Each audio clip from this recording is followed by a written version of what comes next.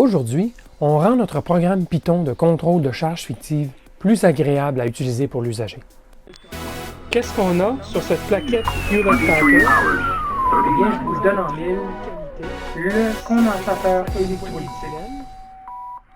Bidouilleur, salut! Dans ma vidéo précédente, numéro 8, du projet de charge fictive en courant continu, on a écrit un script Python pour contrôler la charge fictive. C'est un script qui s'exécutait dans une fenêtre de console DOS ou Linux, ou dans l'environnement de développement Python nommé idle, I-D-L-E, idle. Donc, pas d'interface usager graphique du genre fenêtre dans Windows. Mais aujourd'hui, on va donc augmenter le script d'une interface usager graphique, tkinter, l'interface incluse dans le paquet préinstallé Python. Les éléments, ou nommés widgets, sont créés et produits à même le code Python, sans aucun autre support. Le tout est compatible à Windows, Linux et Macintosh. On va aussi générer l'indicateur d'alarme, produit par le PIC, comme exemple lorsque le courant de décharge demandé ne peut pas être atteint. Cette fois-ci, comme le flux du script Python n'a que très peu changé, je vous épargne du diagramme de flux. Youpi! Allons plutôt faire l'essai de notre programme Python avec interface graphique tout de suite. On regardera le contenu du code source par la suite. Alors, je démarre tout de suite le test de notre application en Python graphique. Voilà, j'ai lancé l'application et on a notre fenêtre, contrôle de décharge fictive en courant continu. On voit tout de suite qu'il y a deux menus déroulants. Un pour choisir le courant de décharge, entre 100 et 3000. On va le mettre à 1000. Et un pour choisir la tension d'arrêt. On va la mettre à 8, disons. OK? Alors, je mets mon bloc d'alimentation à 10 volts. Voilà. Voilà, il est rendu. Et je suis prêt à partir un test. Alors, j'appuie sur le bouton démarre. Et voilà, le test est parti. Le courant monte jusqu'à 1000 mA, comme demandé ici. Remarquez que les deux menus déroulants sont désactivés et c'est normal. On ne veut pas changer les valeurs pendant le test. Alors, ça, c'est une gestion qui doit être faite à même le code source. Donc, on part un test, on désactive les boutons et on enfonce. Regardez le fonctionnement ici du bouton. Il est enfoncé, il reste enfoncé. C'est de type à bascule, donc.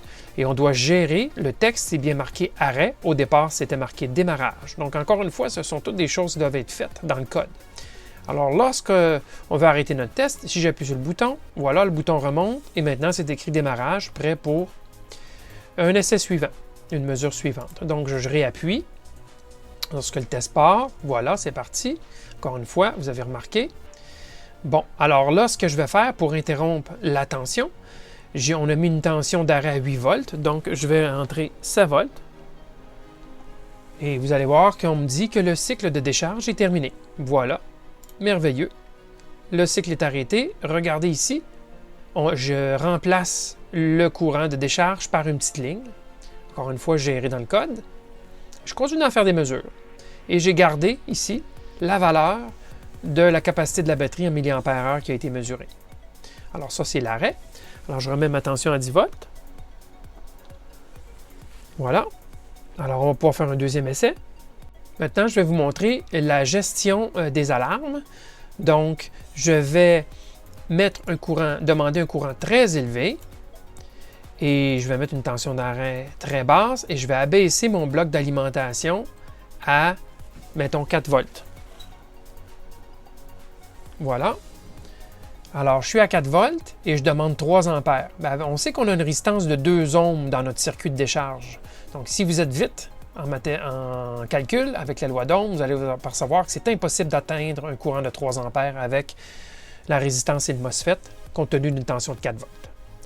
Alors, je vais appliquer démarrage et vous allez voir qu'il va y avoir une fenêtre qui va apparaître pour me dire qu'il y a un problème. Alors, il monte le courant et il va s'apercevoir avant longtemps qu'il ne pourra pas se rendre. Et voilà, la charge fictive ne peut générer le courant demandé. Et le cycle de décharge est terminé. Voilà, le cycle est arrêté. Vous avez vu la couleur rouge que j'ai ramenée à verte une fois que c'est terminé. Alors, c'est pour montrer qu'il y avait une alarme. Alors voilà, ça c'est le fonctionnement général. Un autre petit commentaire, sur les menus déroulants. Leur avantage, c'est qu'on force les valeurs à l'usager. Donc, on n'a aucune validation à faire pour s'assurer que c'est bien une valeur numérique, par exemple, qu'elle est bien dans la gamme des valeurs que notre système peut tolérer. Pas de caractères qui n'ont pas d'affaires là. Donc, tout ça ensemble, ça fait que ça facilite beaucoup la validation des entrées de données. Donc, je vous recommande, lorsque c'est possible, d'utiliser des menus déroulants plutôt que des champs d'entrée de caractères. Alors, Python, ça roule aussi sur Windows et vous en avez une démonstration ici. Je suis dans Windows 2000. Je roule ça dans une boîte virtuelle. J'ai installé Windows 2000 et on a ici idle qui est l'interface de Python. Dans ce cas-ci, installé sur Windows. Donc, télécharger l'exécutable et installer. J'ai pris mon code source Python et le seul changement que j'ai fait, j'ai changé le port de communication ici. Je suis allé voir, remarquer la syntaxe, barre oblique inverse, point, barre oblique inverse, et le port série comme X. Dans ce cas-ci, c'était 4. Je suis allé dans mon Device Manager et j'ai bien vu que Prolific se présentait, donc le convertisseur USB à série, se présentait comme COM4. Alors, j'ai utilisé COM4 ici, tout simplement. Et j'ai démarré le programme. Et voilà, ça fonctionne. Alors, je pars un test et il y a une décharge qui a lieu. Voilà. Là, j'avais 100 mA et 9 volts. Alors, il se stabilise dans le coin de 100 mA. Alors voilà, c'était juste pour vous montrer que ça fonctionne aussi sur Windows sans problème. J'ai pris Windows 2000, mais Python fonctionne sur toutes les versions de Windows. OK, alors, le code source est de façon générale construit de la même façon que c'était construit avec la version à console et caractère texte, pas de graphique. Mais j'ai dû évidemment l'augmenter de plusieurs petites choses pour tenir compte du graphisme. Comme par exemple ici, dans le code principal, je crée la fenêtre, je change le titre de la fenêtre, je définis sa grandeur, et là je rajoute les étiquettes, le texte, avec la bonne police, et ainsi de suite. Je mets un champ de courant de décharge, je dis la position où je le veux, ce champ. Ensuite de ça, je définis le menu déroulant, ici, avec sa position, donc 4 lignes pour le menu déroulant. J'appelle la liste des données possibles. Cette liste des données possibles, elle est au début du code. J'ai défini une liste, 2 listes, donc une liste de courant de décharge et une liste de valeurs de tension d'arrêt. Alors, c'est ces valeurs-là qui apparaissent dans les menus déroulants. Alors, je retourne à la création. Alors voilà, chaque élément comme ça doit être défini et une valeur de départ doit être mise, ou bien une couleur de départ, dans le cas de l'indicateur d'alarme qui était rouge ou vert. Et bon, alors vous voyez, il y a quand même beaucoup d'éléments. Et je leur donne, voici, regardez la petite ligne, je leur donne la valeur de départ.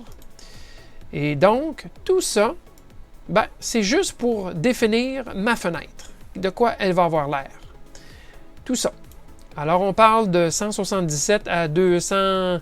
Donc, on parle de 50, 60 lignes juste pour créer la fenêtre elle-même.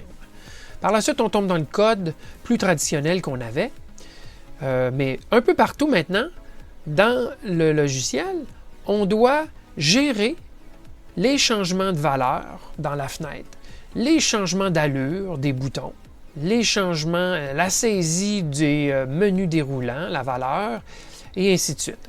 Donc, au total, on parle de quand même pas mal plus de code. Je vous reviendrai avec des chiffres un petit peu plus tard, vous allez voir. Alors, juste pour gérer le bouton de démarrage, donc son état haut ou bas, il y a quand même une routine, soit qui va stopper le cycle de décharge. On l'a ici, on change l'état du bouton. S'il est renfoncé, bien, on le met ressorti, on change le titre et on remet nos 2 menus déroulants en état normal pour qu'on puisse les utiliser. Bon, alors voici, on envoie la commande stop pour stopper la décharge. Bon, dans le cas où le bouton serait soulevé, ça veut dire qu'on l'enfonce, bien, on fait le contraire. On le met renfoncé, on change le texte, on désactive les deux menus déroulants et là, on envoie les valeurs de départ de courant de décharge et de tension d'arrêt en faisant d'abord un calcul en fonction de ce qu'on a trouvé dans les deux menus déroulants et on envoie la chaîne de caractères des commandes, tout simplement C avec la valeur A et ainsi de suite. On sauvegarde notre valeur de départ de l'heure, donc le temps, et on envoie notre commande Go. Et on attend que le pic nous montre qu'il est en état maintenant de cycle de décharge. Par la suite, on repermet à nouveau la lecture des tensions périodiques à toutes les 2 secondes. Tout ça pour éviter qu'il y ait des conflits sur le port série. Je vous parlais de sémaphore. Bien, c'est ça. Et on doit gérer ça aussi, évidemment. Parce qu'on a 2 routines qui tournent en parallèle. Donc, là, vous avez vu la gestion des boutons. Il y a aussi la routine pour la lecture de l'état périodique qui s'exécute à tous les 2 secondes. Donc, on vérifie si on peut aller le faire, donc le port série n'est pas utilisé.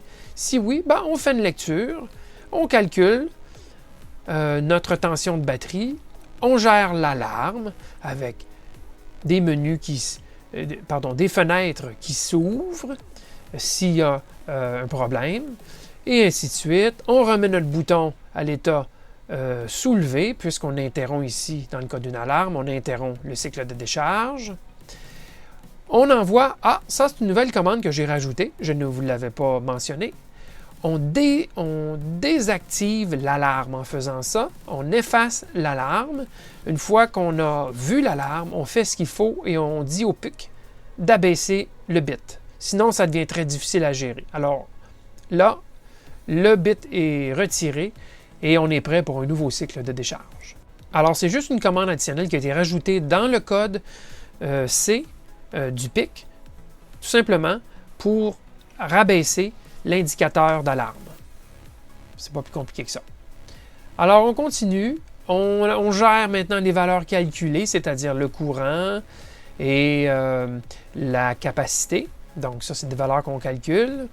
Et on vérifie aussi lorsque le cycle de décharge fonctionne, mais qu'il s'interrompt, donc que la tension a atteint la tension d'arrêt, normalement, le pic va abaisser l'indicateur de cycle de décharge. Et on doit donc réagir en fonction de ça, donc soulever le bouton de départ-arrêt et mettre le cycle de décharge à false, donc faux.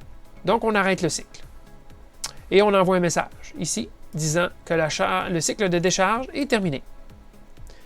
Alors voilà, c'est essentiellement ça. Alors, vous voyez quand même que ça a été augmenté passablement. Un petit détail, la lecture de l'état, j'en ai fait une petite fonction ici, séparée, puisque je l'appelais à plus d'un endroit et que ça représentait quand même pas mal de code. Alors, je l'ai retiré de mes fonctions et j'ai créé une fonction séparée que j'appelle. La fonction s'appelle fonction lecture état, tout simplement, et elle remplit la liste de l'état, donc une liste de tous les champs qui ont été reçus de la commande E, séparée par une virgule. C'est ça que la liste de l'état. Alors voilà, ça c'est le code source. Et maintenant, quelques petites réflexions additionnelles. Utiliser une interface graphique, c'est cool, mais ça a un prix. Combien de lignes de code additionnelles ont été requises pour produire l'interface graphique? On passe d'environ 125 lignes pour la version console et texte à près de 250 lignes pour la version graphique. Si on soustrait les lignes de gestion d'alarme du PIC, on a quand même près de 100 lignes additionnelles de code de requises. C'est 80% de plus. Et il y a aussi quelques heures additionnelles de travail pour l'essai des widgets, le centrage, l'ajout de couleurs, l'interaction entre les widgets, etc. Donc, le message est clair. Si vous avez besoin d'un programme efficace, produit rapidement, faites-le via l'affichage à la console. Si vous avez plus de temps à consacrer, amusez-vous avec les fenêtres et les widgets. Notez qu'il y a plusieurs autres solutions d'environnement graphique disponibles pour Python. Je vous fournis un lien vers une liste détaillée de ces solutions dans la description de cette vidéo. Moi, j'ai utilisé Qt Creator pour créer les fenêtres et utiliser les librairies PyQt ou PySide pour générer le code Python de contrôle de la fenêtre. Ça fonctionne très bien et ça permet de créer la fenêtre en plaçant des widgets de façon graphique. Rappelez-vous que vous devez installer le paquet PySerial, ce qui est facile à faire sur Windows en roulant un simple exécutable. Sur Linux, la commande apt-get install ou son équivalent fera le travail.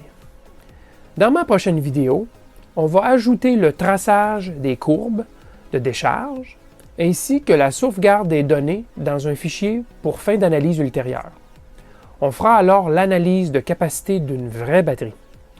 Dans la vidéo suivante, on ajoutera, entre autres, le mode de décharge à puissance constante plutôt qu'à courant constant.